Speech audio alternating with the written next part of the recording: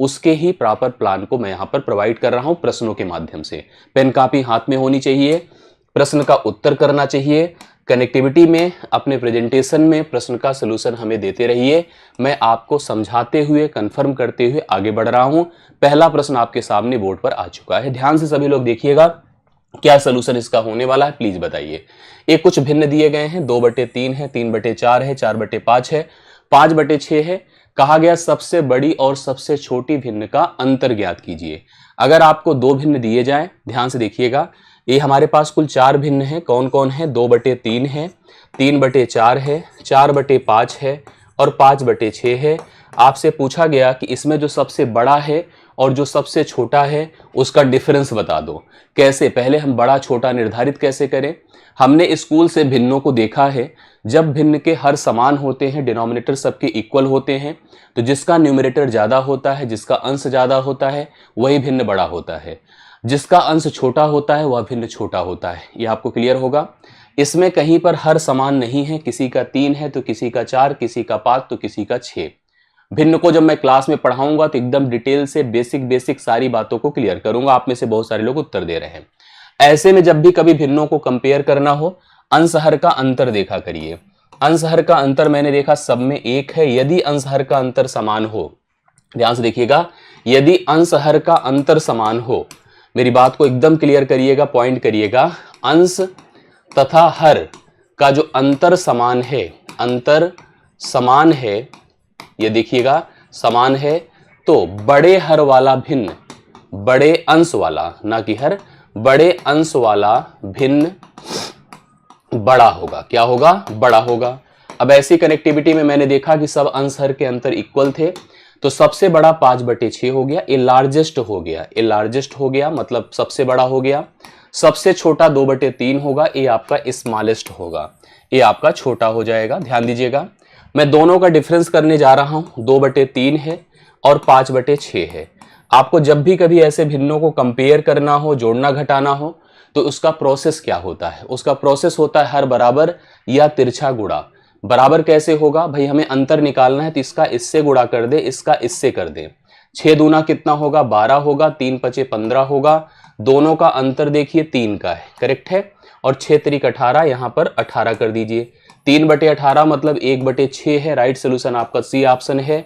जितने भी सदस्य 1/6 आंसर दे रहे हैं एकदम सही सबका उत्तर आए। हेमंत का, शिवानी, काजल, नैन्सी, सीलू, शिवानी, प्रिया, लवकुश, शिवानी, सबका उत्तर करेक्ट है, बिल्कुल सही उत्तर है। सी ऑप्शन आप सभी लोग लगा लीजिए, एकदम राइट सोल्यूशन कंफर्म है। बिल्कुल सबको क्लियर हो गया ना? यस, आई होप आप सबको समझ में आ गई हो गया। ये प्रश्न क्लियर है। दूसरे प्रश्न पर मेरे साथ बढ़िए। परसेंटेज का प्रश्न है, बहुत शानदार सा प्रश्न है, खूब कंफर्म करिए, तय करिए। आइए प्रश्न का सलूशन देखिए।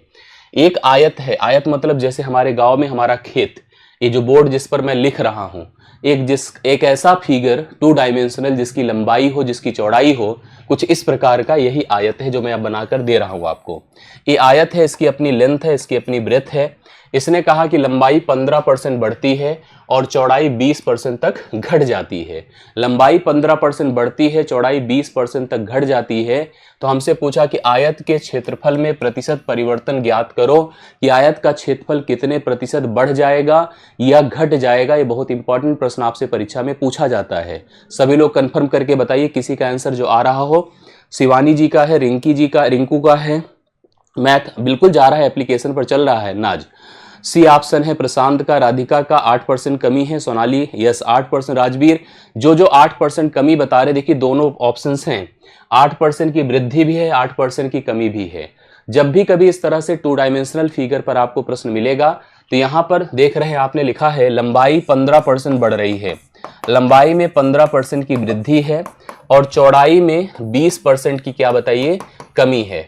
हम आपको कंफर्म कर दें, ऐसे में जो नेट प्रतिशत परिवर्तन होता है, एक फार्मूला लगा सकते हैं, नेट प्रतिशत परिवर्तन। अब अगर एक बढ़ रहा है, दूसरा क्या हो रहा है, घट रहा है। जैसे 8% बढ़ रहा है, 15% बढ़ रहा है, तो हम बढ़ने को जैसे ए लिख दें, घटने को बी कर दे, -AB/100। अगर आप इस फार्मूले का उपयोग कर लें तब भी आपको कंफर्म हो जाएगा कि बढ़ रहा है, घट रहा है। नेगेटिव वैल्यू आएगा तो घटा माना जाएगा, पॉजिटिव वैल्यू आएगी तो बढ़ा माना जाएगा। जैसे आप देखिए तो सबसे पहले बढ़ा है वो भी कितना 15, घटा है कितना बताएं 20, -15 × 20/100 15 गुणे 20/100, 15 से 20 घटाएं -5, 20 पंचे 100, 5 या 15 होता है -3, -8 आ रहा है। इसका मतलब हम कंफर्म हो गए हैं 8% की कमी होगी। 8% की कमी, जो कि सी ऑप्शन, देखिए बहुत लोग डाउट में हो सकता है कि 8% की वृद्धि ना लगा दें, इसलिए 8% की वृद्धि ना होकर 8% की कमी होगी। इसका एक प्रोसेस और मैं पढ़ाऊंगा आपको कन्वर्जन के बिहाफ पर, कि आप जब भी कभी ऐसे प्रश्न देखें, क्योंकि बहुत बार ऐसे प्रश्न आएंगे जहां पर आप इस फार्मूले का उपयोग तो करेंगे बट जोड़ना घटाना गुणा करना टफ हो जाएगा। उस समय क्या करते हैं, हम इसको भिन्न में बनाते हैं। कैसे? 15% को हम क्या लिखेंगे, 5 या 15, 5 बिसाम में 100। इधर देखिए 20% की बात अगर करें तो इसको हम 1/5 लिखते हैं। कैसे? 20/100। जब भी कोई परसेंटेज होता है उसको भिन्न में कैसे लिखा जाता है, बटा 100 कर दीजिएगा और बटा 100 करके हम लोग क्या कर देंगे, भिन्न में कन्वर्ट कर देंगे। देखिए अब जब इस तरह की बात आएगी तो यहां पर मैं कह दूं कि यह ओल्ड वैल्यू है, यह न्यू वैल्यू है। अब यहां पर क्या हो रही, वृद्धि हो रही। देखिए वृद्धि हो रही कि नहीं, तो इसका मतलब 20 में 3 जुड़कर 23 होगा, 20 में 3 जुड़कर 23 होगा। और यहां पर कमी हो रही है तो 5 से 1 घटकर कितना होगा, 4, 5 से 1 घटकर 4 होगा। अब आप इसको कंबाइन करिए, देखिए कैसे कंबाइन होगा। 20 पंचे 100 होगा और 23 चौके 92 होगा। मतलब कोई वैल्यू 100 से 92 हो रही है। 100 से क्या हो रही है, 92 हो रही है। अगर वैल्यू 100 से 92 हो रही है तो निश्चित तौर पर घट रहा है। ध्यान दीजिएगा, अगर आपके पास कोई डेटा 100 है, 100 में जितना बढ़ जाए उतनी ही वृद्धि परसेंटेज होता है, जितना घट जाए उतनी ही कमी परसेंटेज होता है। 100 से 92 तो निश्चित तौर पर 8% की कमी है। 8% की कमी जो लोग बताए थे एकदम perfectly C option right solution था। बहुत बढ़िया से आपने इस प्रश्न का कनेक्शन किया, अच्छे से तैयार किया। मेरे ख्याल से आपको समझ में बात आ गई होगी। क्लियर कर लीजिए, सही है कि गलत है, बताइए। Yes, okay. ओविन, ऐसी कोई बात नहीं यार, क्या बात कर रहे। चलिए सब लोग देख पा रहे हो, सब लोग कंफर्म करिए, समझ में आई बातें, कोई दिक्कत नहीं है? नहीं, आगे बढ़िएगा। देखिए इस तरह का प्रश्न एक बनता है, अगर स्टेट का एग्जाम थोड़ा स्टैंडर्ड बढ़ाएगा तो इस पर भी प्रश्न आपको कंफर्म करेगा। इस तरह के प्रश्न भी देखने को मिलेगा। प्रश्न क्या है, पढ़िए थोड़ा सभी लोग। P के किस मान, P एक वेरिएबल है, कह रहा किस मान के लिए निम्न समीकरणों का केवल एक ही हल होगा। निम्न जो समीकरण दिए उनका केवल एक ही हल होगा, ये आपसे पूछ रहा है। यह पहली चीज है क्या, जो आपके पास ये समीकरण दिए गए हैं, अगर इनको देखा जाए, देखिए स्टेट का एग्जाम अगर थोड़ा सा भी पैटर्न बढ़ाएगा तो इस तरह के पैटर्न पर आपको प्रश्न देगा। ये आपको दिया क्या है पता है, ये दिया है लीनियर इक्वेशन इन 2 वेरिएबल, 2 चरों पर आधारित रैखिक समीकरण। जब भी कभी 2 चरों पर आधारित रैखिक समीकरण दिया जाए, इसका फॉर्मेट क्या होता, थोड़ा ध्यान दीजिएगा। a1x plus b1y plus c1 बराबर 0, a2x plus b2y plus c2 बराबर 0। जब भी इस फॉर्मेट में कोई समीकरण आपको 2 चरों पर आधारित दिया जाए तो इसके सॉल्यूशन को लेकर के हम एक प्लानिंग करते हैं। इसके सॉल्यूशन या तो पॉसिबल होते हैं या तो पॉसिबल नहीं होते हैं। सॉल्यूशन पॉसिबल है, देखिए अगर सॉल्यूशन पॉसिबल है और सॉल्यूशन नॉट पॉसिबल है तो पहले मैं बता दूं, ऐसा ध्यान दीजिए, कोई जरूरी नहीं हर समीकरण का सॉल्यूशन संभव ही है। अगर सॉल्यूशन संभव नहीं तो उसकी स्थिति देखिए क्या बनती है। If a1 upon a2 is equal to b1 upon b2 but not equal to c1 upon c2 है तो इसका सोल्यूशन पॉसिबल नहीं होगा। और अगर सोल्यूशन पॉसिबल हो गए तो उसके 2 कंडीशंस बनते हैं। एक होता है यूनिक सोल्यूशन। यूनिक सोल्यूशन का मतलब होता है अद्वितीय हल, अर्थात एक ही पेयर एक्स वाई का रहेगा जो कि उस समीकरण का सोल्यूशन होगा। अद्वितीय हल, अद्वितीय हल का कॉन्सेप्ट होता है मतलब एक हल, एक से ज्यादा हल नहीं। a1 upon a2 is not equal to b1 upon b2 है तब तो अद्वितीय हल है, मतलब केवल एक ही हल संभव है।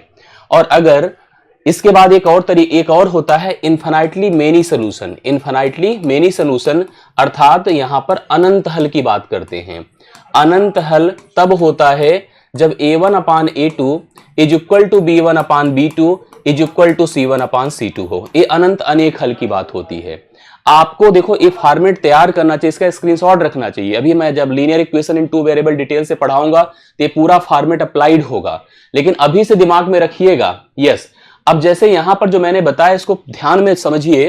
2 चरों पर आधारित रैखिक समीकरण के अगर हल की बात किया जाए तो हल 2 प्रकार से रिकॉग्नाइज किया जाता है, या तो सोल्यूशन है या तो सोल्यूशन नहीं है। नहीं है को पहले चेक कर लीजिए। अगर इस समीकरण को हम इस फॉर्मेट में देखेंगे, a1 अपान a2, a1 देख रहे हैं ना आप लोग, x का गुणांक a2, y का गुणांक b1, y का गुणांक b2, c1 c2 कांस्टेंट। अगर इस स्थिति को फॉलो कर रहा है तो कोई सलूशन नहीं होगा। सलूशन होने की दो स्थिति होती है, एक अद्वितीय हल का मतलब केवल एक ही हल संभव होगा।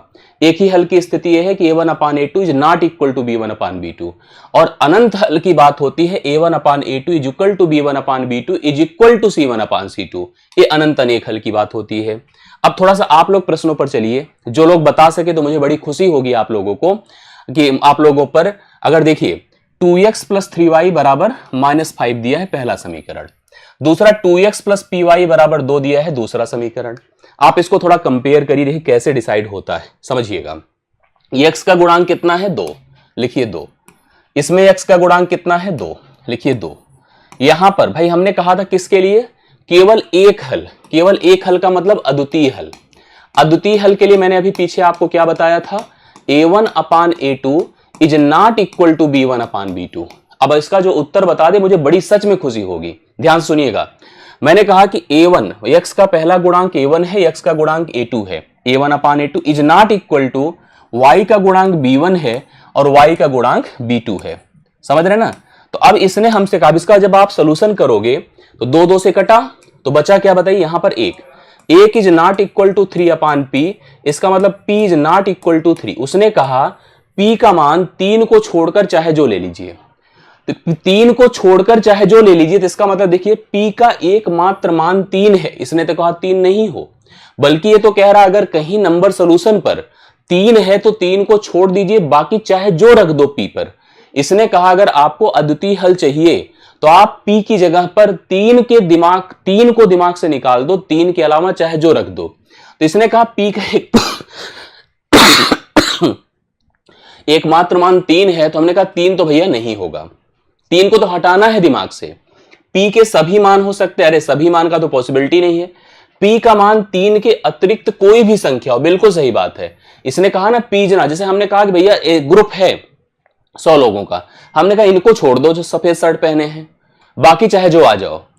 जो सफेद शर्ट पहने इनको छोड़कर चाहे, तो उनको नहीं अलाउ किया जाएगा। वही है, इसने कहा कि 3 छोड़ दो, 3 के अलावा चाहे जो रख दो, इसका यूनिक सोल्यूशन हो जाएगा। एकदम सी ऑप्शन जितने लोग हमें बताएं, देखिए बहुत बढ़िया बताया। नैन्सी ने, धैर्य मौर्य ने, पाठक प्रियंका ने, लक्ष्मी ने, रिंकू ने, बीके मंदा ने, सभी ने जो हमें बताया है कि इसने कहा p का मान 3 के अतिरिक्त चाहे जो संख्या ले लीजिए, सब उत्तर सही हो जाएगा। एकदम सही आंसर बताया आपने। तो तीसरा प्रश्न क्या होगा, सी ऑप्शन। इसको दिमाग में एकदम सेट कर लीजिए, एकदम सही आंसर आपने बताया, बहुत बढ़िया। अगले प्रश्न पर आइए। अगला क्वेश्चन देखिए क्या है, ये बहुत बढ़िया प्रश्न है, इसको सॉल्व करिए जिसको जो कर पाए। देखिए हमारे पास 305 रुपए थे। इसने प्रश्न को पढ़िए, 305 को इस प्रकार 3 भागों में विभाजित करें। 305 रुपए को इस प्रकार से 3 भागों में विभाजित करें कि पहले का 3/7, दूसरे का 2/3 और तीसरे का 4/5 भाग बराबर हो। तीसरे का हिस्सा हमको पता करना है कि क्या होगा। तीसरे का हिस्सा क्या होगा, बिल्कुल आप लोग कमेंट करके कंफर्म करके बताइए, कौन बता सकता है मुझे। इसका सलूशन कौन बता रहा है। मेरे पास कितने पैसे, जैसे मैं आपसे कह दूं, कभी भी ध्यान दीजिएगा जैसे मैं आपसे कह दूं कि मेरे पास कोई वैल्यू है, कोई प्रॉपर्टी है, पहला a है, दूसरा b है, तीसरा c है। मैंने कहा पहले का दुगुना, दूसरे का 3 गुना, तीसरे का 4 गुना, यदि बराबर हैं तो ABC का अनुपात बना दो। ABC का अनुपात बताओ क्या होगा।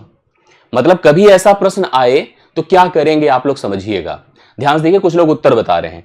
ऐसा जब भी प्रश्न आए तो आप एक काम किया करिए, जो इनका कोफिशिएंस हो, मतलब जो वैल्यू के साथ लगी वैल्यू हो, नंबर हो वेरिएबल के साथ, उसका उल्टा कर दीजिए। उल्टा करेंगे तो 1/2 होगा, उल्टा करिए 1/3 होगा, उल्टा करिए 1/4 होगा।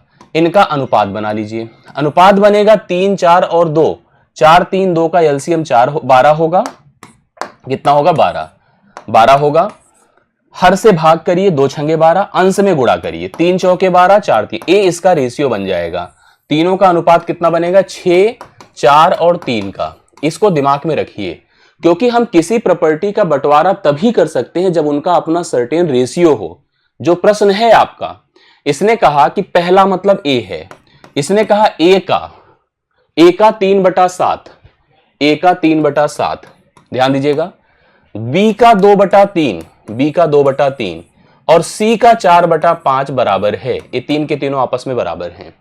पहले का 3/7, दूसरे का 2/3, तीसरे का 4/5 आपस में बराबर हैं। हमारे पास पैसे कितने हैं? 305 है। मुझसे कहा गया इसको बांटो और सी का हिस्सा बताओ क्या है। भाई हम तीनों का रेशियो पहले सेट कर लें। कैसे रेशियो डेवलप होगा, ध्यान दीजिएगा, कैसे रेशियो डेवलप होगा मैंने अभी पीछे बताया। उल्टा कर दीजिए, 7/3 कर दीजिए, 3/2 कर दीजिए, 5/4 कर दीजिए, उल्टा करिए, रेशियो बन जाएगा। अब एलसीएम लीजिए, 3 2 4 का एलसीएम 4 2 का तो 4 ही होगा, 4 3 12 कर दीजिए। कितना कर दीजिए? 12। अब आप ध्यान दीजिएगा, 3 से 12 को डिवाइड करिए, 3 चौके 12, 4 सते 28 कर दीजिए। मतलब हर से भाग होता है, अंश में गुणा होता है। 2 छंगे 12, 6 त्रिक 18 कर दीजिए, 4 तियां 12, 3 पचे 15 कर दीजिए। अब इसको दिमाग से निकाल भी दीजिए। अब आइए, आपके पास 28, 18 और 15 है। 28, 18 और 15 का रेशियो बन गया। अब मेरे पास 305 रुपए है, यही 305 रुपए है। इसी को बांटना है 28, 18 और 15 के अनुपात में। मतलब पहले को 28 भाग, दूसरे को 18 भाग और तीसरे को 15 भाग। अब क्या करिए, सबसे पहले अब क्या करिए, तीनों अनुपाती पदों को जोड़ दीजिए। जोड़िए, कितना आता है? 20 10 30 10 40 8 48 8 56 5 61। जुड़कर कितना आएगा? 61। अनुपाती पदों के जोड़ को टोटल से तुलना कर दीजिए, 305 कर दीजिए। 1 बराबर 5 आएगा, भाग दीजिए, 5 1 के 5, 5 6 30, 5 आया। किसका हिस्सा पूछा था? तीसरे का। तीसरे का हिस्सा कितना है? 15 है। तो 15 का मान बताओ कितना होगा? जब 1 का मान 5 है तो 15 का मान बोलिए कितना होगा? 75। कौन कौन 72 बताया है? बोलिए। सबने 72 लगभग बताया है। कुछ ही लोग हैं जो कि 75 बताए हैं। बाकी 72 वाले अपना गलत काट लीजिए ऐसे हाथ से तुरंत, और जो 75 बताए हैं वो सब लोग अपना सही काट लें। बोलिए, सही किया ना? यस। सब लोग को क्लियर हुआ? गलती मानिए सभी लोग, जो लोग गलत किए हैं बोलिए सर गलती हो गई हमसे। हाँ, सही करिए, आप लोग गलत मत करिए। इसलिए इस पैटर्न को समझा रहा हूं जी। बहुत आराम से पढ़िए, सब समझ में आएगा। देखिए, मैथ बहुत बड़ा चैलेंज होता है। अगर हम 20 प्रश्नों की इस मैथ पर अपनी पकड़ बना लें तो सोचिए परीक्षा में सफलता के कितने नजदीक हो जाएंगे। और मानकर चलो, बहुत सारे लोग हैं ऐसे जो है जिनकी मैथ में कमजोरी है। तो हम उस कड़ी से बाहर निकले और सीखें चीजों को। इसलिए टेंशन ना लेकर मेहनत करते हुए, ये मान के चलिए लगभग सबकी मैथ कमजोर है और हमारी अच्छी है कि नहीं है, इसके लिए हम प्रिपरेशन करेंगे, हम मेहनत करेंगे, ऑटोमेटिकली सब सेट हो जाएगा। यस, आइए चलिए, ये हो गया आपका डन। चौथा नंबर समाप्त हुआ। 5वें पर आइए। देखिए, अरे वाह, ये बहुत बढ़िया प्रश्न आया। इसका उत्तर कोई बताए तो समझू मैं। हाँ, इसका उत्तर बताइए। इसके लिए मैं कुछ बातें आपको समझाना चाहता हूं। देखिए, पहले प्रश्न पढ़ लीजिए। कह रहा रूट 144 अर्थात 144 का वर्गमूल इसने दिया 12 है। तो हमसे पूछा रूट 0.00000144 डिवाइड बाई 12, इसका मान आपको बताना है क्या होगा। आइए समझिए, इसका पैटर्न समझिए, सिस्टम समझिए। जैसे मेरी बात ध्यान दीजिएगा, मैं आप लोगों से पूछूं अगर 64 का वर्गमूल क्या होता है, कौन बताएगा? 64 का वर्गमूल बताइए क्या होता है। यस, कौन बता रहा है इसका उत्तर? बोलिए। कहेंगे 64 का वर्गमूल 8 होता है। बोलिए, सही कह रहा हूं गलत? यस। अगर मैं यहीं पर दशमलव लगा दूं, लगा रहा हूं, सुनिए, कमेंट करिए सब लोग तेजी के साथ। 64 की जगह अगर मैंने 6.4 रख दिया, अब मुझे कौन कौन वर्गमूल बता रहा है? बोलिए, कमेंट करिए तेजी के साथ। जो मैं पूछ रहा हूं प्लीज आंसर करो। अगर मैंने कहा 64 का वर्गमूल 8 है, 6.4 का वर्गमूल बताओ कितना होगा। 64 का तो आपने बता दिया, 64 की बात नहीं कर रहा हूं, मैं पूछ रहा हूं 6.4 का स्क्वायर रूट क्या होगा। कमेंट करिए। मैं इसका तो आप लोग को बता ही चुका हूं, तो आप लोग देख ही चुके हैं। 6.4 का बताओ कितना होगा। 6.4 का बताओगे तभी आगे बढ़ूंगा। हाँ, 0.8 आकाश, 0.8 सोनम, 0.8 राधिका, 0.8 राधा, सिद्धात्री, 0.8 नैन्सी, 0.8 चला आ रहा है। जबकि अगर आपने किसी ने 0.8 बताया तो सबका गलत है, सबका गलत है। 0.8 वाले गलत काटिए अपना, ठीक है, सबका गलत है। सुनिए, ये पॉसिबल नहीं है कि 0.8 इसका वर्गमूल हो। कभी भी अगर आपको दशमलव नंबर के साथ वर्गमूल निकालने का प्रश्न बनेगा, ध्यान दीजिएगा, सब गलत काट लीजिए अपना अपना, ठीक है, सबका गलत है। कभी भी अगर दशमलव निकालने के प्रश्न, आप दशमलव के अंकों के साथ कोई नंबर दिखेगा जहां पर जिसका वर्गमूल करना होगा, तो तुरंत समझिएगा वहां पर स्थिति क्या होगी। दशमलव का स्थान हमेशा इवन प्लेसेस पर होगा, सम स्थानों पर होगा। समझो मेरी बात को, दशमलव का स्थान सम स्थानों पर होगा। जैसे कि 0.64 का अगर मुझसे आप पूछते तो हम लोग बता लेते। 0.64 का वर्गमूल तो चलो ठीक है, लेकिन जो आपने 6.4 का बता दिया, किस आधार पे बता दिया भाई? इसका वर्ग करो 0.64 आएगा, दो स्थानों पर आई, यहां पर तो सीधा 6.4 है, इसका वर्गमूल 2 पॉइंट समथिंग करके होगा। देखिए 0.64 का पूछ सकता है, 0.0064 का पूछ सकता है, 0.0064 का पूछ सकता है। दशमलव पर अगर कोई प्रश्न आएगा वर्गमूल का, तो दशमलव के स्पेस प्लेसेस हमेशा इवन प्लेसेस पर होंगे। दशमलव का स्थान हमेशा सम स्थानों पर होगा, विषम स्थानों पर नहीं होगा। विषम स्थान पर अगर आपने सेट सोचा तो गलत हो गया। मतलब दशमलव हमेशा या तो रहेगा नहीं, रहेगा तो 2 स्थान पर, 4 स्थान पर, 6 स्थान पर, 8 स्थान पर, 10 स्थान पर, ऐसे होगा। जैसे ऐसे हो सकता है 0.00000064। देखिए 2, 2, 4, 2, 6, 2, 8 स्थान पर। दशमलव का स्थान देखिए ऐसे 0.00000064 ऐसे हो सकता है। इन सब के वर्गमूल आपसे पूछे जा सकते हैं, तो इनके वर्गमूल निकालने में दिक्कत नहीं है। कैसे नहीं, समझिएगा। जब 64 का वर्गमूल 8 है, जब 64 का वर्गमूल 8 है, तो इसका भी वर्गमूल पहले, वर्गमूल से पहले, करने से पहले आपको दशमलव के स्थान गिनने चाहिए। यहां दशमलव कितने स्थानों पर है? 2, बिल्कुल वर्गमूल हो जाएगा। आप नंबर का वर्गमूल करो 8, और अगर यहां पर 2 स्थान पर लगा है तो आप 1 स्थान पर लगा दो। यहां पर भी नंबर का वर्ग, पहले दशमलव गिनिए कितने स्थान पे, 1, 2, 3, 4, लिखो 8, 4 पर है तो 4 का आधा करिए, 2 स्थान, 2 स्थान पर वर्गमूल आएगा। इसका वर्गमूल करना है तो दशमलव गिनिए, 2, 2, 4, 2, 6, 2, 8 स्थान पर है, 64 का करो 8, 4 स्थान पर दशमलव लगेगा। इसका करिए, 64 है, दशमलव गिनिए 1, 2, 3, 4, 5, 6, 7, 8, 9, 10। 64 का वर्गमूल क्या होता है? 8 होता है। 10 स्थान पर है तो 4, 5 स्थान पर दशमलव लगा दीजिए। ऐसे किया जाता है। आई बातें समझ में? ये कंफर्म करिए जी। हाँ, आधे पर लगाया जाता है, बहुत बढ़िया। अब अगर दशमलव आपको कनेक्ट कर गया तो इस प्रश्न पर आ जाइए। ये प्रश्न देखिए क्या है। 144 का वर्गमूल 12 है, 144 का वर्गमूल 12 है। तो आपको जिसका उत्तर करना है उसको ध्यान दीजिए। ए है जो लाल कलर से लिखा गया, चाहे उसको पकड़िए चाहे उसे अंग्रेजी में लिख दिए लोग, और कोई दिक्कत नहीं, बात वही है। तो मैंने क्या किया, ध्यान सुनिएगा। यहां पर 144 का है तो 144, इसमें दिक्कत नहीं, दशमलव गिना 1, 2, 3, 4, 5, 6, 7, 8, 8 स्थानों पर है। तो मैंने तुरंत इसका वर्गमूल लिखा 12, और 8 स्थानों पर था तो 4 स्थानों पर दशमलव लगा दिया। ये है डिवाइड बाई कितना है? 12, डिवाइड बाई 12। आई बात समझ? 0.0012 है, डिवाइड बाई 12 है। जब इस तरह के नंबर आए जहां पर आपके सामने दशमलव हो, नीचे 12 है, मतलब भाग देना हो एक प्रकार से, तो भाग देने में भी घबराना नहीं है, भाग देने में घबराना नहीं है। ये 12 है, ये 12 है, कटकर आएगा 1। दशमलव लगाना हमारी जिम्मेदारी है। जितने स्थान पर दशमलव है उतने स्थान पर दशमलव लगा दीजिए। ये आंसर हो गया।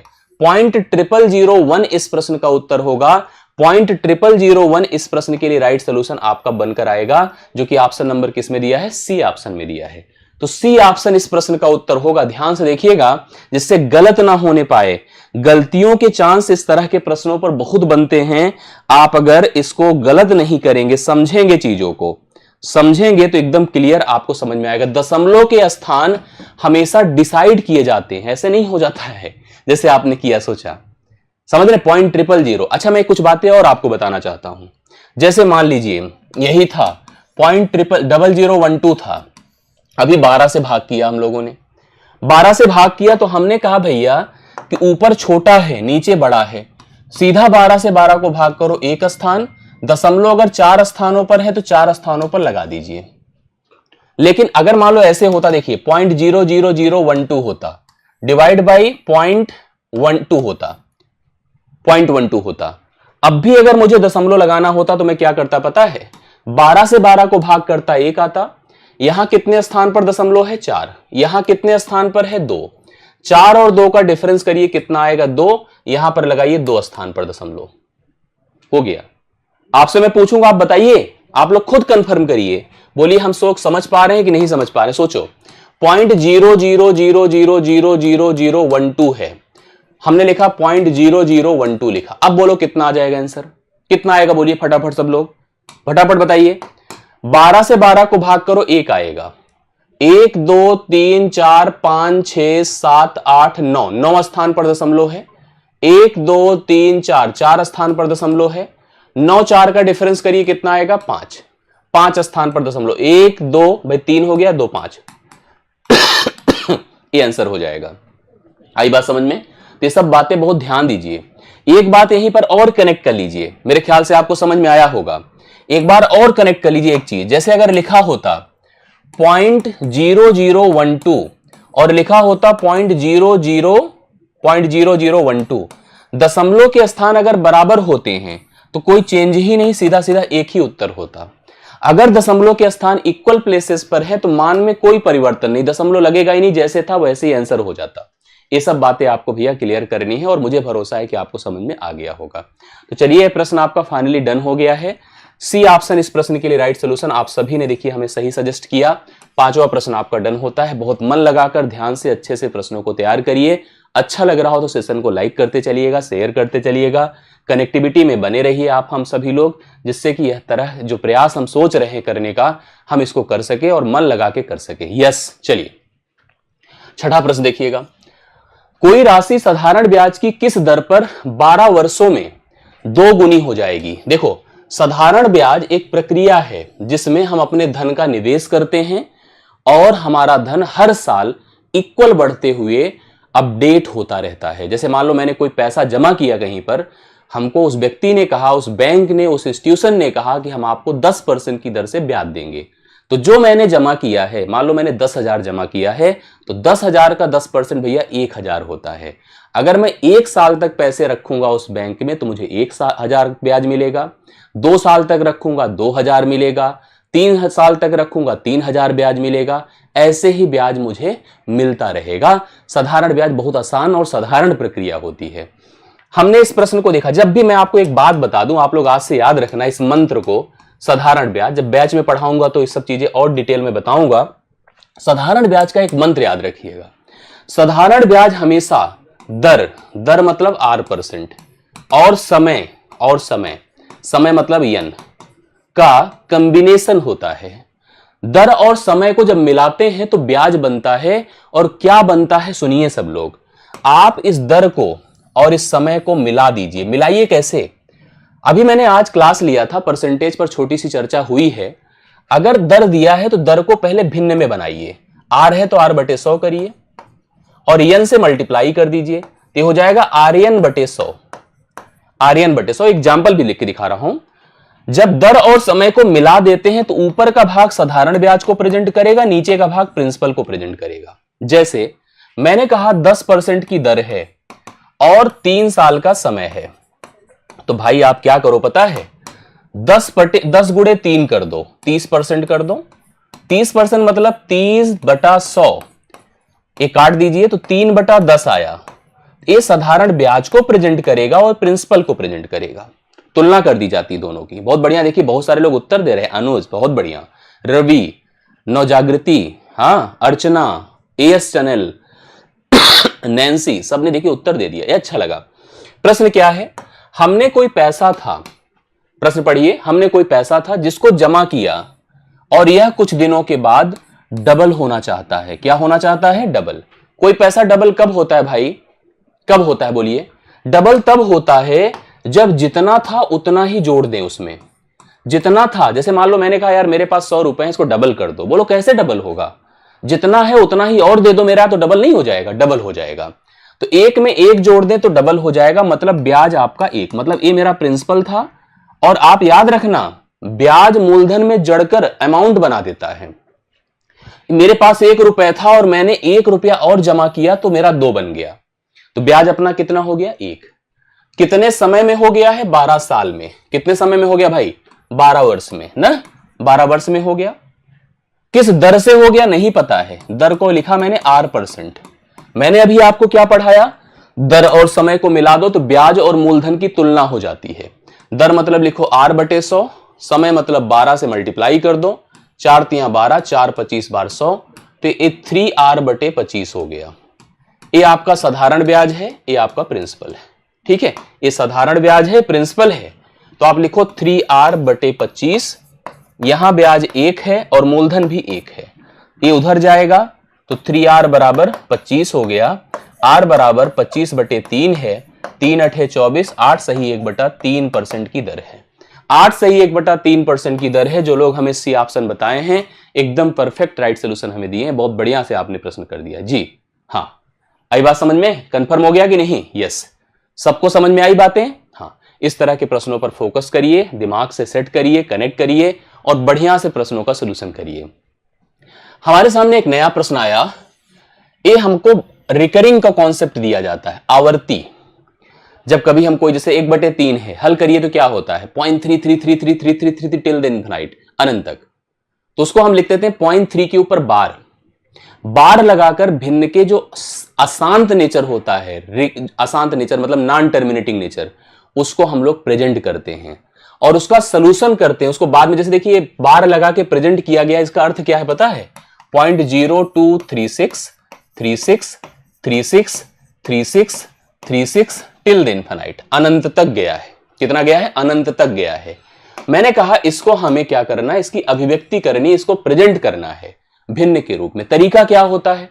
तरीका यह होता है भाई, जब भी कभी आपको ऐसा प्रश्न दिखे, ऐसा देखो 36 के ऊपर बार है इसलिए 36 रिप्रेजेंटेशन है।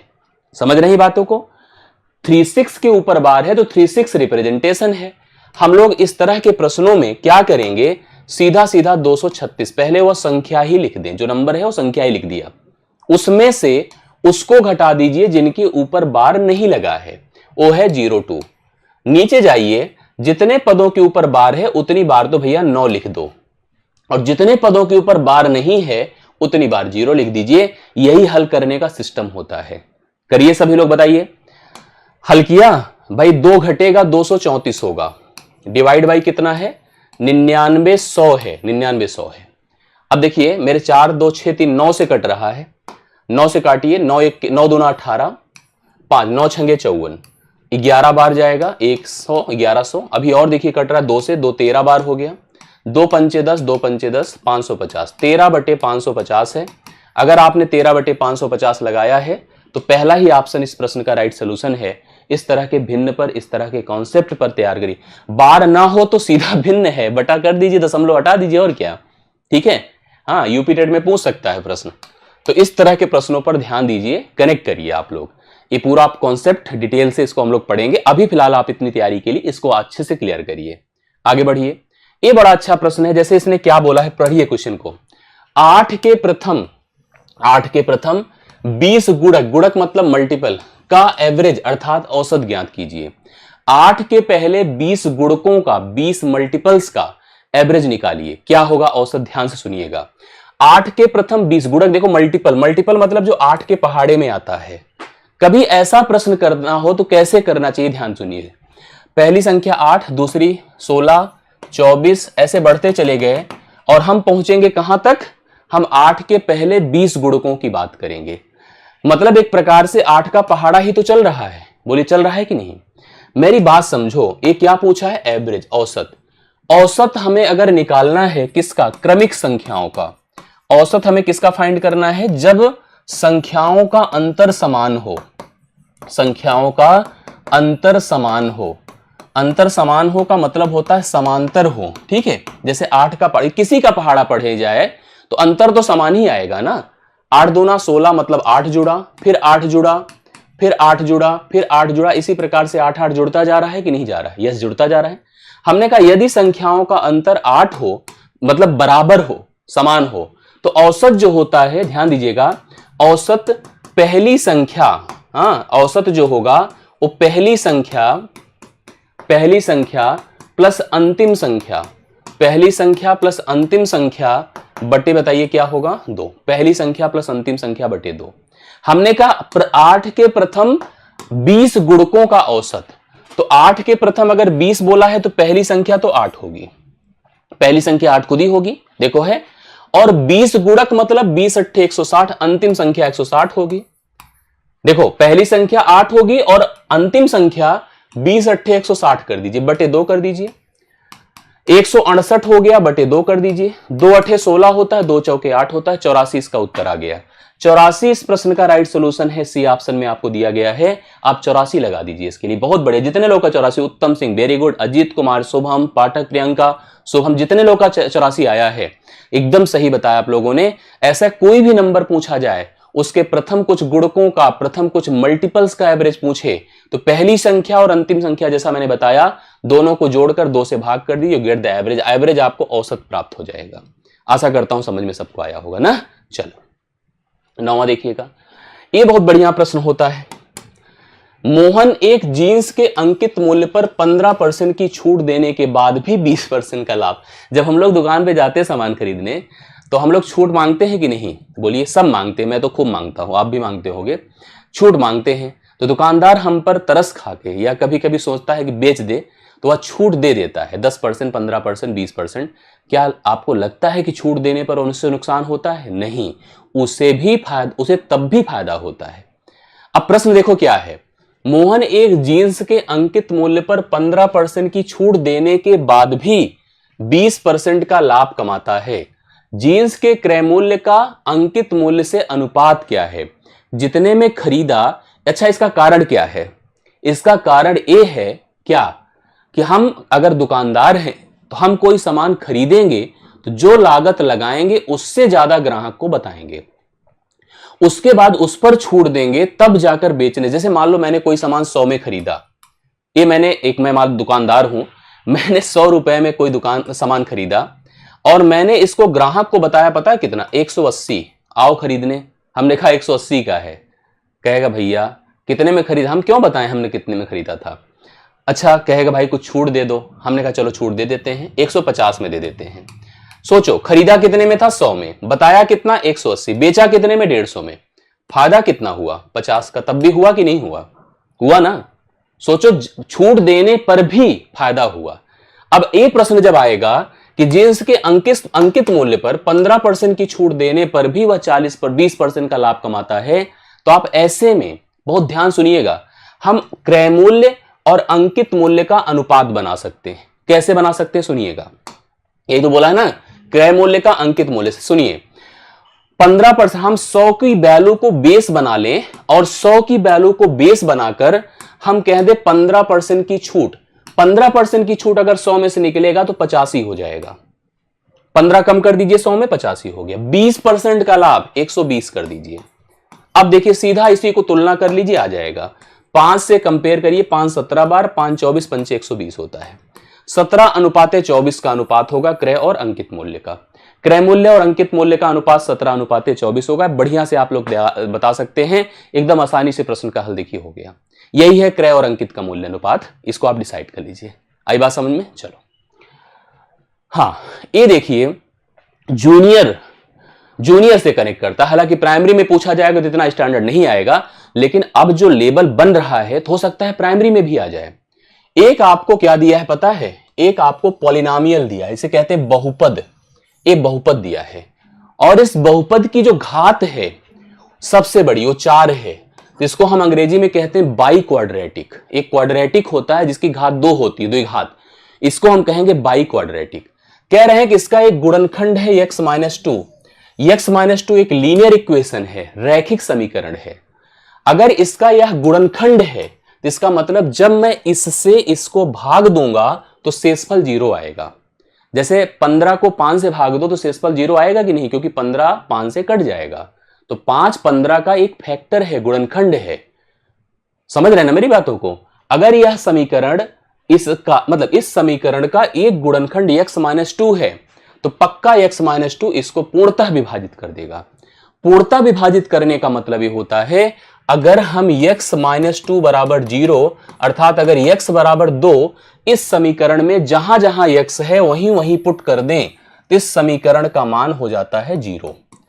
कभी कभी तो प्रश्न में यह पूछा जाता है कि अगर इससे भाग दिया गया तो बताओ शेषफल कितना आएगा, तब भी हम ले जाके पुट करते हैं और हो सकता है शेषफल 0 ही आ जाए, और नहीं आए तो हम लोग जो आएगा वो बता देते हैं शेषफल कितना आएगा।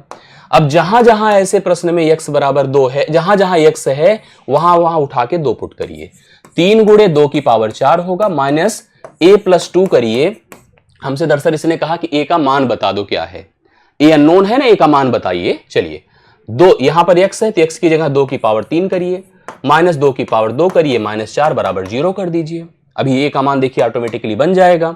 2 की पावर 4 कितना होता है, बोलिए, याद करने को कहा था 16, 16 तो यहां कितना होता है 48, माइनस a प्लस 2 करिए और 2 की पावर 3 8 होता है, माइनस 4 बराबर 0। समझ में आ रही बातें? हाँ, एक बार और थोड़ा सा ओपन कर लीजिए सबको। 48 माइनस 8 से गुणा करिए, 8 है, माइनस 16, माइनस बाहर है ना, माइनस 4 4 8 बराबर 0। 48 16 8 24, तो 24 माइनस 8 है बराबर 0। तो हम लिख सकते हैं कि 8a बराबर 24 है और a बराबर 8 त्रिक 24 है। बोलिए कितना आया a का मान? 3। a का मान भाई 3 आया। ऑप्शन नंबर सी है इस प्रश्न का राइट सोल्यूशन है। बहुत बढ़िया, देखिए आप लोगों ने बताया। तो ए आज का सेशन था, सत्र था, प्रैक्टिस थी, मॉडल पेपर का पैटर्न था।